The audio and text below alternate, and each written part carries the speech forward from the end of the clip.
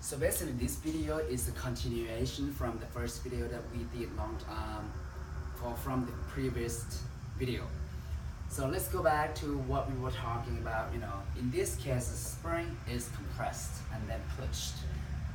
And after that push, the box will collide with the other one, and then will collide with the other box that is at rest. After collisions, you know what happened? Both box sticks together and land at a certain distance, which is delta x. They have the height, which is delta y. So we're gonna have to utilize the concept of kinematic to figure out what this is, and also we're gonna have to utilize the concept of the conservation of momentum that you know already. So from the previous video, we were able to use the conservation of energy to figure out the initial velocity.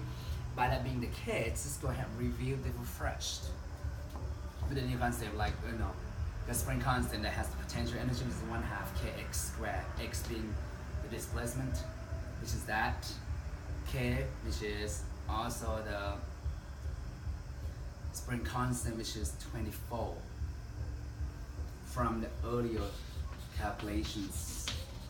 That's the unit of that one. So after we were able to utilize the concept of conservation of energy to figure out what the initial velocity is, now we can answer the question when they were talking about find the velocity after collision. So those are the formula. So I'm gonna go ahead and do that one again over here so that you can see it much better.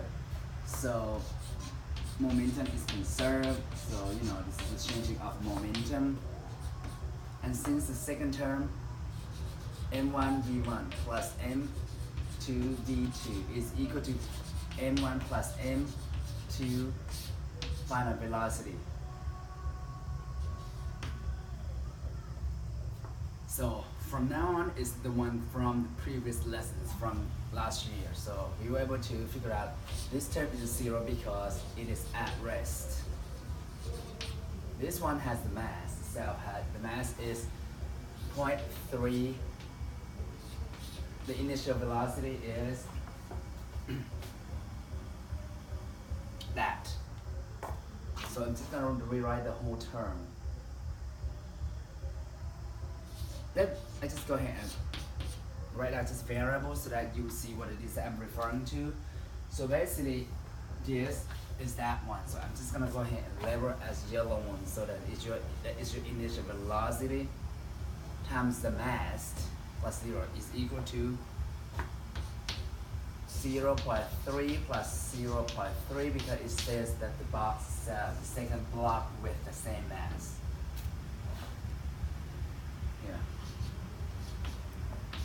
So what I'm doing is that I'm just gonna go ahead and do the 0.6 VF is equal to 0.3 V,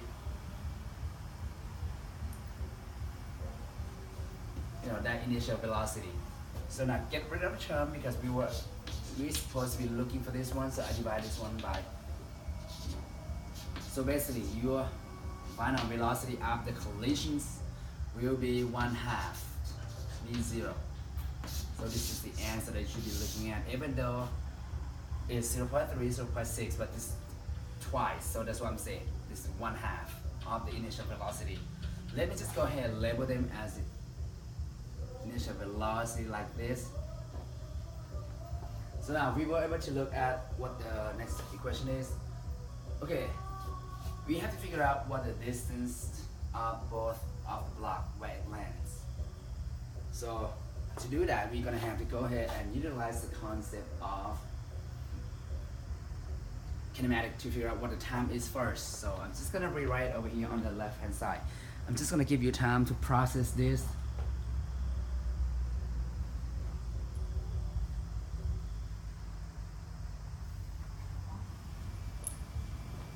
So we have to start with kinematic. So first we have to first find the time. So delta y is equal to v or y times t plus 1/2 dt squared This one can be 0 because the object itself, after collisions right here, both of them are not moving up. They're only moving horizontally, which is only initial velocity.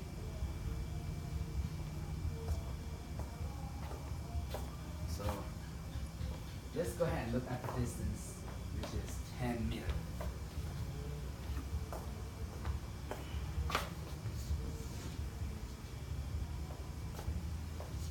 One half gt squared, right? So we figure out what it is again. It will be 2 times 10 divided by 9.8, and that should give you time. That should give you time.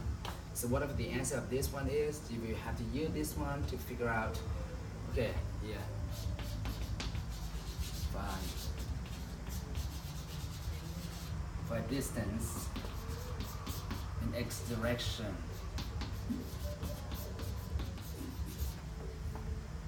So delta x is equal to VOX times t, and VOX is actually this one. So your time is that one. So I'm just gonna go ahead and rewrite everything. 2 is 10 divided by 9.8, and that should give you the distance in the x direction.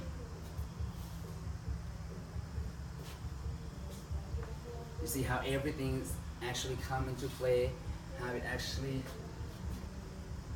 tie into one another. So let's go ahead and summarize what's actually happening over here, right? So after collisions with the box attached to the string, therefore it will become simple harmonic, where it actually oscillate back and forth. But in this case, what it is system changed a little bit, where the box itself, after the spring is compressed, the box itself is pushed all the way to the second one. So when it hit each other, then it collides, and then the mass combine and land at a certain position. Therefore, we utilize the concept of second dimension, 2-dimension kinematic equation to figure out what this is by all means.